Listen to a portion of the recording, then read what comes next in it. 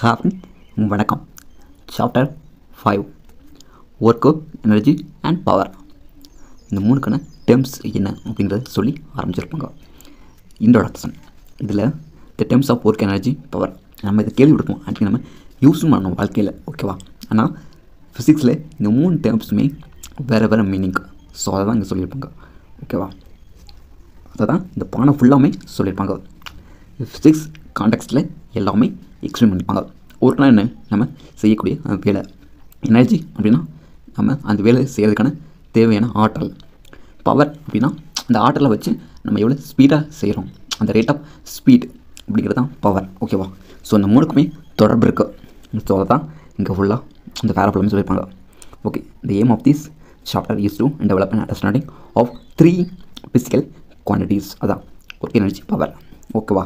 Before we proceed to this, இது போகிறதுக்கு முன்னாடி நம்ம என்ன பார்க்க போகிறோம் அப்படின்னா, we need to develop a mathematical prerequisite, namely scalar product of two vectors. அதாவது இப்போது நம்ம ப்ரீவியஸ் சாப்டரில் 2nd 3rd யூனிட்டில் படிச்சிருப்போம். Vector, scalar. வெக்டார்னா என்ன? டைரக்ஷன் அண்ட் மேக்னிடியூட் ரெண்டுமே இருக்கும், பார்த்துருக்குமா? ஸ்கேலார் அப்படின்னா ஒன்லி மேக்னிடியூட் மட்டும் இருக்கும், ஓகேவா? ஸோ எம் மட்டும் தான் இருக்கும் இங்கே. அப்புறம் இந்த ஸ்கேலார் வெக்டார் அப்படிங்கிறத வச்சு நம்ம அடிஷன் பார்த்துருப்போம், சப்ஸ்ட்ராக்ஷன் பார்த்துருப்போம். இந்த பாடத்தில் நம்ம மல்டிப்ளிகேஷன் பார்க்க போகிறோம், அதாவது டாட். அதான் ஸ்கேலார் ப்ராடக்ட். ஓகே ஃப்ரெண்ட்ஸ், இங்கே என்ன சொல்கிறாங்க அப்படின்னா, இது ஜஸ்ட் நீங்கள் தெரிஞ்சுக்கோங்க. இது வந்து எக்ஸாமில் மேபி கேட்கலாம், ஆனால் அதிகமாக கேட்க மாட்டாங்கன்னு சான்ஸ். தெரிஞ்சுக்கோங்க. ஸ்கேலார் ப்ராடக்ட் அப்படின்னா, இப்போ ஸ்கேலார் ப்ராடக்ட் அப்படிங்கிறத எதை சொல்ல வர, எதை மீன் பண்ணுறாங்க அப்படின்னா நம்ம ஒர்க், ஓகேவா? ஸோ அதை மீன் பண்ணுறாங்க. இந்த ஸ்கேலார் ப்ராடக்ட் எப்படி வருது பாருங்கள். த ஸ்கேலார் ப்ராடக்ட் அல்லது dot product of any two vectors A and B denoted as A dot B.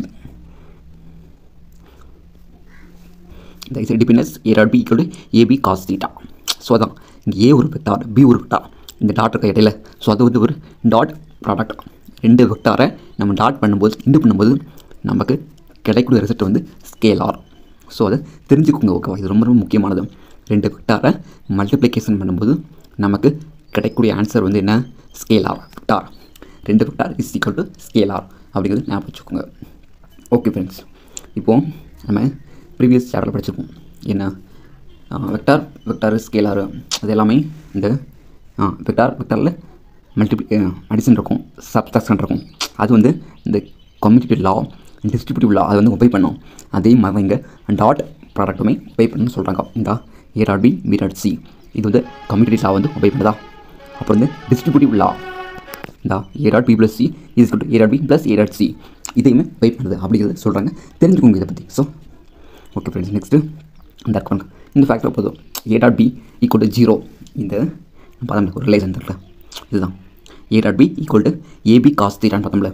இப்போது இந்த இடத்துல இந்த A and B இருக்குல்ல, அது ரெண்டும் பெர்பெண்டிகுலராக இருக்கும்போது அந்த A dot B வந்து 0, A and B இப்படி இருக்கும்போது இது 90 டிகிரி வரும், பெர்பெண்டிகுலராக இருக்கும்போது. ஸோ அப்போ வந்து 0 அப்படின்னு சொல்கிறாங்க. ஸோ அதை தெரிஞ்சுக்கோங்க, அவ்வளோ. ஓகே ஃப்ரெண்ட்ஸ், நம்ம இந்த சம்மர் சால்வ் பண்ணுவோம். சால்வ் பண்ணிட்டு அடுத்த தீரத்துக்கு போவோம். தேங்க்யூ.